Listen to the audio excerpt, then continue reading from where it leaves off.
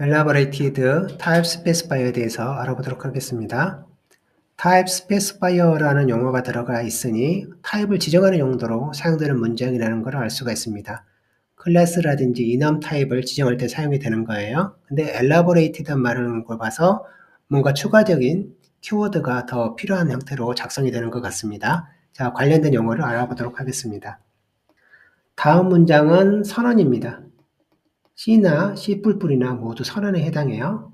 선언된 문장에 등장한 이름을 사용할 때는 C++에서는 그냥 이름만 가져다 사용하게 됩니다. 그래서 이름과 선언의 이름과 사용하는 이름이 명확하게 다르기 때문에 곧바로 이 문장을 보게 되면 검색을 통해서 타입을 추적을 할 수 있게 됩니다.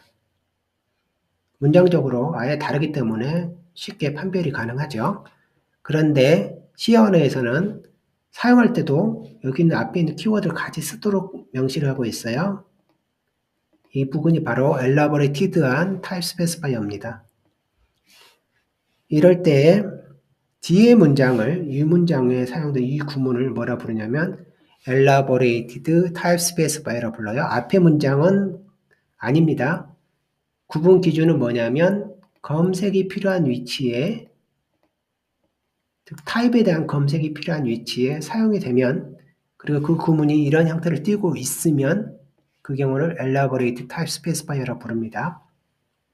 때에 따라서는 여기 뒤에 있는 Declarator도 생략을 하는 경우가 있어요. 그러면 구문제로 완벽하게 동일하게 되죠. 동일하게 되지만 기본적으로 타입에 대한 검색이 필요해야만 Elaborated Type Specifier가 되는 겁니다. 한번 예를 들어 보겠습니다.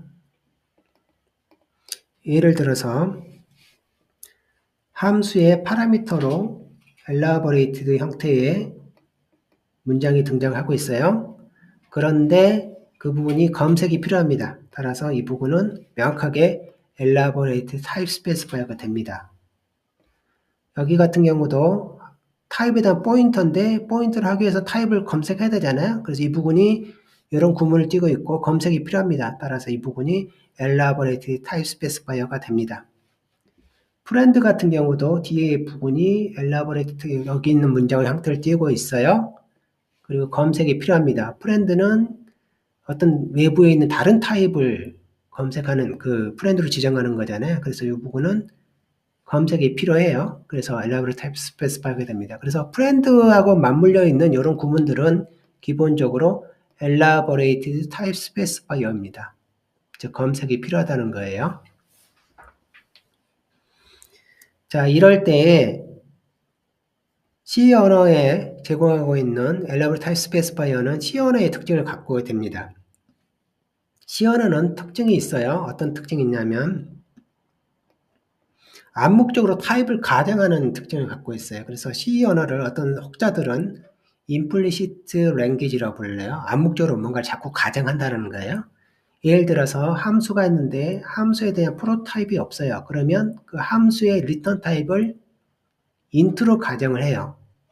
이 경우를 implicit int라고 불러요. 그런 기능을 C에서는. 그런데 여기서도 마찬가지입니다.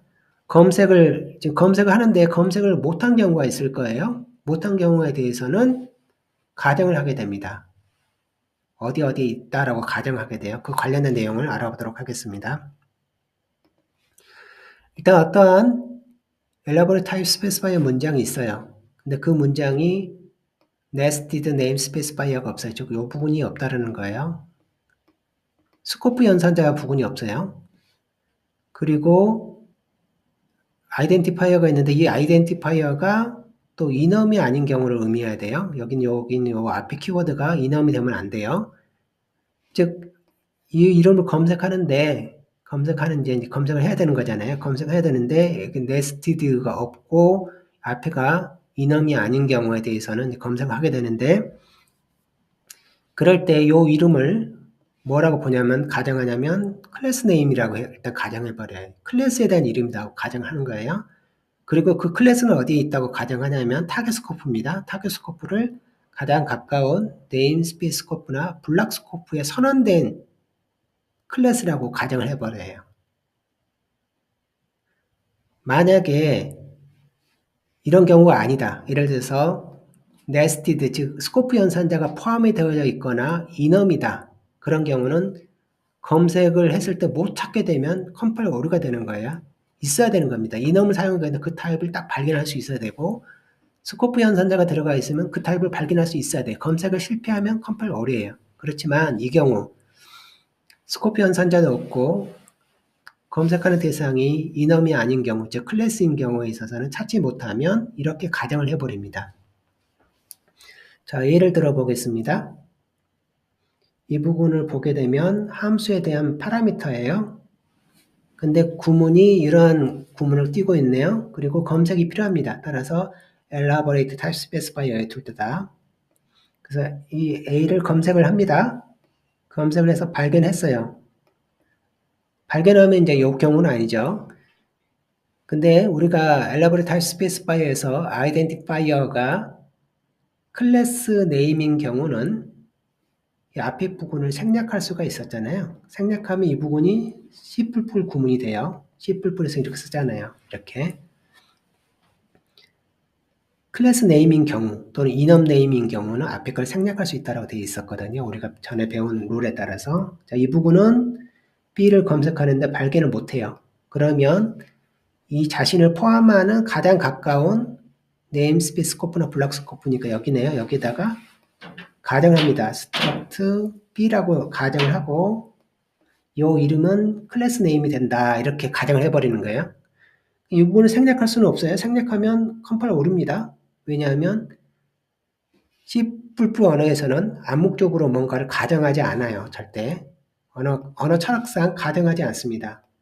그래서 스펙 문서, C++ 스펙 문서에 보게 되면 그 C++은 암묵적으로 어떤 거를 가정하는 언어가 아니다. 그런 걸 지원하지 않는다라고 되어 있는 문장이 있습니다. 그래서 이 부분은 여기는 생략할 수 있지만 이 부분은 생략할 수 없어요. 여기에 struct B가 되는 거고요. 그 다음 여기 있는 문장을 보게 되면 찾겠죠? 생략할 수 있죠? 찾겠죠? 생략할 수 있어요. 이 부분은 이렇게 되는 겁니다. 그 다음 두 개가 다 여기에 지금 구현이 되어져 있잖아요. 이 부분도 인라인이고 이 부분도 인라인이에요. 프렌드 선언에 바디까지 포함하면 인라인이라고 가정하게 되잖아요. 그쵸? 그래서 인라인, 암묵적 인라인이 들어가는 거예요. 이 앞에 문장에 대해서는 인라인인지를 정확하게는 알 수는 없어요. 그래서 간혹 가다가 그 경고를 띄우는 경우가 있습니다. 여기는 인라인인데 여기는 인라인이 아닐 수도 있는 거 아니야? 그러면서 이렇게 인라인 관련된 경고를 띄우는 경우가 있어요. 이 부분은 명확하게 인라인인데 여기 인라인이 아니거든요. 그래서 여기다가 이렇게 인라인을 써줄 수도 있습니다. 앞에다가 필요하면. 어쨌든 이런 룰을 따르는 겁니다. 여기 같은 경우도 이 문장의 구조를 따르고 검색이 필요합니다. 따라서 elaborate type specifier예요. 그 Z를 검색했는데 발견을 못해요. 그러면 가장 가까운 네임스페이스 스코프나 블락 스코프라고 했는데 얘는 블락 스코프가 더 가깝잖아요. 그래서 여기 가로 다음에 struct Z가 포함이 되는 겁니다. 이렇게 만들어 놓고 걔를 의미한다 이렇게 보는 거예요. 근데 이게 곧바로 뒤에 있는 거잖아요. 결국 이 녀석은 뒤에 있는 타입을 의미하게 되는 거예요. 그래서 여기 있는 타입을 가져다가 뒤에 있는 타입으로 포인터를 이렇게 변환할 수 있는 겁니다. 이래서 가능한 거예요. 그 다음에 요 내용을 보도록 하겠습니다. 이제 프렌드하고 맞물려 가지고 또 재미난 특징을 하나 갖고 있습니다. 프렌드 스페시파이어에 elaborate type specifier가 결합된 경우에요. 여기는 요 부분입니다. 프렌드하고 요 부분이 elaborate type specifier입니다. 검색이 필요하죠. 이 부분도 검색이 필요합니다. elaborate type 이런 경우를 의미해요. 그럴 때 여기 보면 처음 first 케이스를 요걸 의미하면서 요 부분이 없다라고 얘기를 해요. 그러면 없으니까 뭐가 되냐면 검색이 필요한 사항이 된 거잖아요. 아이덴티파이어가 검색을 해야 되는 똑같은 사항이 발생한 거잖아요. 그럴 때 검색 범위를 어디까지 제한을 합니다. 일반적으로는 쭉 찾아서 올라가는 거잖아요. 전역 스코프까지. 근데 여기서 뭐냐면 프렌드하고 맞물리면 다 검색하는 것이 아니라 near inclusive namespace나 블락 스코프를 포함을 하고 있는 이 녀석은 검색을 한다는 거예요. 여기하고 요거 블락 스코프. 근데 프렌드 선언은 블락 스코프에 쓸 일이 없잖아요. 요거는 실은 의미가 없어요. 어쨌든 inclusive namespace까지는 검색하는데 거기를 포함하는 스코프까지는 고려하지 않는 즉 밖으로 벗어나지는 않는다는 소리예요. 검색 범위를 프렌드하고 맞물리면 제한합니다. 여기서 만약 프렌드가 아니었으면 풀을 찾아서 이렇게 했고 여기까지 나갈 거예요. 그런데 프렌드가 붙어가 있으니까 이런 경우를 검색할 때 어떻게 검색하냐면 나가지 않고 여기는 바로 위에 있는 네임스페이스 즉 NS코프에서만 찾게 된다는 겁니다. 그래서 발견을 못하니까 어떻게 합니까? 이 앞에다가 클래스 후가 있는 것처럼 가정하게 된다는 거예요. 여기 두 번째 룰에 따라서. 결국 이 녀석이잖아요. 이렇게 되는 거예요. 그래서 프렌드로 지정을 했기 때문에 바에 대한 프라이빗 멤버를 접근할 수 있는 거예요.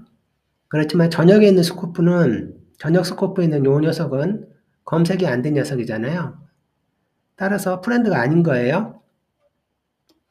그래서 여기서 보면 쓰게 되면 에러가 뜹니다. 왜냐하면 이 프렌드는 가장 가까운 네임스페이스 스코프까지만 가정해서 하기 때문에 검색하기 때문에 그래요. 그리고 검색에 실패하게 되면 그 스코프에다만 만들도록 되어 있으니까 이 프렌드가 바뀌는 녀석은 프렌드가 아닙니다. 더 오류가 되는 거예요. 다음 문장을 보면 이 부분도 검색을 합니다.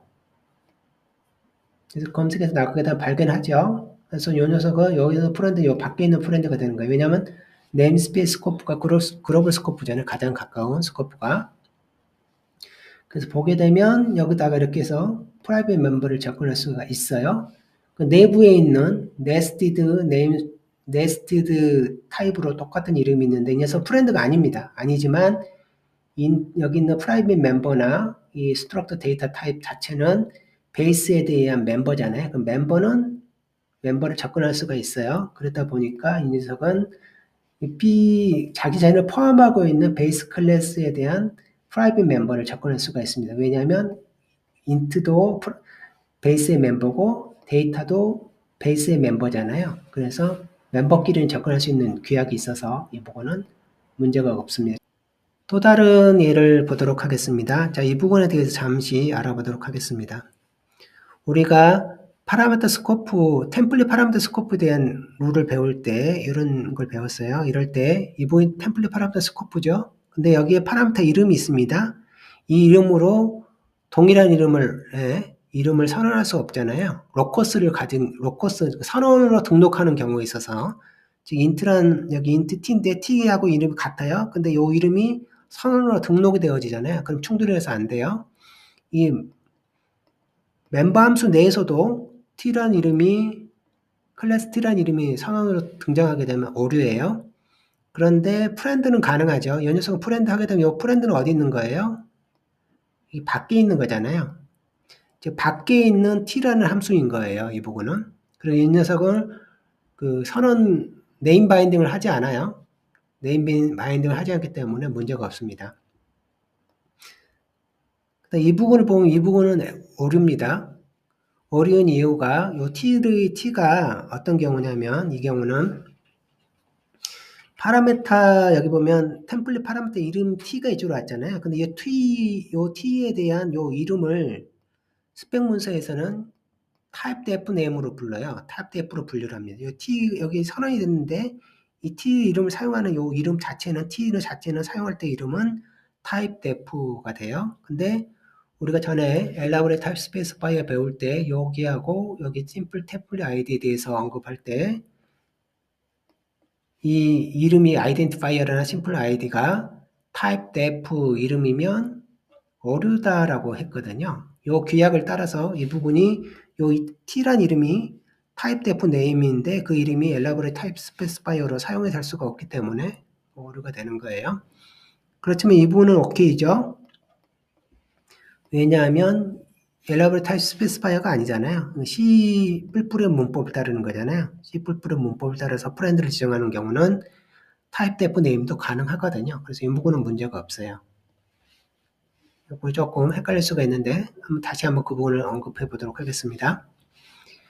Elaborate Type Specifier에서 Identifier나 Simple Type ID에 있어서 이 두 요소가 클래스 네임이거나 enum name, 즉 뭔가에 대한 이름이라는 소리는 이미 관련된 타입이 앞에 선언이 되어 있기 때문에 이름이 존재하는 거예요. 그런 경우는 어떤 식으로 할 수 있냐면 Simple Type Specifier의 그 타입 네임이 도입되는 것처럼 즉 앞에 부분을 생략할 수 있다라는 게 요 경우 두 경우에 있어서는 앞에 키워드를 생략을 하면 된다라고 했어요. 그렇지만 typedef name이 identifier나 샘플 i가 typedef인 경우는 이 경우는 오류로 분류를 합니다. 따라서 템플릿 파라메타 t는 여기 보면 템플릿 파라메타에 등장하는 아이덴티파이어에 대한 이름이 있는데 그거 있을 때 type 파라메타 즉 여기는 요 t 있죠. 요 t를 뭐라 부르냐면 요 t는 t에 대한 이름은 typedef name이거든요. 즉 템플릿 파라메타에 t가 있을 때 그 t를 프렌드하고 클래스 t 즉 elaborate type specifier를 사용할 수 없어요. 그렇지만 elaborate type specifier가 아닌 기본 문장으로는 이렇게 사용할 수가 있습니다. 템플릿에 대해서 잠시 알아보도록 하겠습니다. C++26 스펙에는 두 종류의 템플릿 유형이 추가가 됐습니다. 자, 관련된 이름을 잠시 정리해 보도록 할게요. 다음과 같은 이런 형태로 작성되는 구문을 그냥 파라메타라고 흔히 부릅니다. 템플릿에 그냥 파라메타 이렇게 불러요. 파라메타라 부르고요. 그렇지 않고 이런 식으로 템플릿 형태로 작성하는 경우가 있어요. 이 경우를 템플릿 파라메타라 부릅니다. 템플릿 파라메타라 불러요. 이런 형태를. 이 경우도 거의 유사하죠. 이 경우도 템플릿 파라메타라 부릅니다. 그 다음에 컨셉이 등장하는 이 부분도 템플릿의 구조를 따르고 있죠. 이 부분도 템플릿 파라메타라고 불러요. 근데 전달되는 아규먼트가 첫 번째는 타입을 아규먼트로 받잖아요. 그래서 이거를 첫 번째를 타입 파라메타라 부릅니다. 이 경우는 타입에 대한 템플릿을 아규먼트로 받잖아요. 그래서 타입 템플릿, 이 자체가 템플릿 파라메타에서 이렇게 두 개로 나눠집니다. 아규먼트에 대한 종류, 파라메타에 대응하는 파라메타의 종류. 그래서 파라메타 종류는 파라메타가 있고 템플릿 파라메타가 있는 거예요. 이런 식으로. 이 경우는 템플릿 파라메타고 뒤에가 전달되는 값이 버라이어블입니다. 버라이어블의 템플릿을 받을 수가 있어요. 이러한 버라이어블에 대한 템플릿을 받을 수가 있고요. C++26 스펙이 추가됐습니다. 이 부분도 템플릿 파라메터인데 이 부분이 컨셉이잖아요. 컨셉에 대한 템플릿을 받을 수가 있어요. 컨셉에 대한 템플릿을 받을 수가 있어요. 역시 C++26 스펙에 추가가 됐습니다. 그리고 컨셉을 만들 때도 템플릿 파라메터로 이렇게 컨셉을 관련된 걸 쓸 수가 있어요. 그래서 컨셉을 여러 개 쭉 나열하고 그 여러 개의 컨셉을 만족하는 또 다른 컨셉을 만들 수가 있습니다. 여러 형태로 작성할 수가 있어요. 이럴 때에 첫 등장하는 여기에서는 이 t라는 이름은 타입 파라메터죠. 요 t는 뭐가 되냐면 이름이 타입 def name으로서 역할을 하게 돼요. 이 t를 사용하게 되면 그는 t라는 이름은 타입 def name으로 만든 타입 def로 만든 이름으로 이렇게 분류가 됩니다. 그다음 여기 있는 이 x 같은 경우는 템플릿 네임이 되는 거고요. 여기 v 같은 경우도 템플릿 네임이 되는 거고요. 컨셉에 여기 C를 사용하는 이 이름 같은 경우는 컨셉 네임이 됩니다. 이런 식으로 이제 분리를 하는 거예요. 그래서 여기 있는 타입 파라미터 T, 이 부분이 타입 def다 이거예요. 타입 def인데 클래스 T에서 이 T가 elaborate type specifier의 구조를 따르는데 이 T는 뭐가 될 수가 없냐면 타입 def name이 될 수가 없잖아요. 이 T가 이렇게 타입 def이기 때문에 쓸 수가 없다는 겁니다.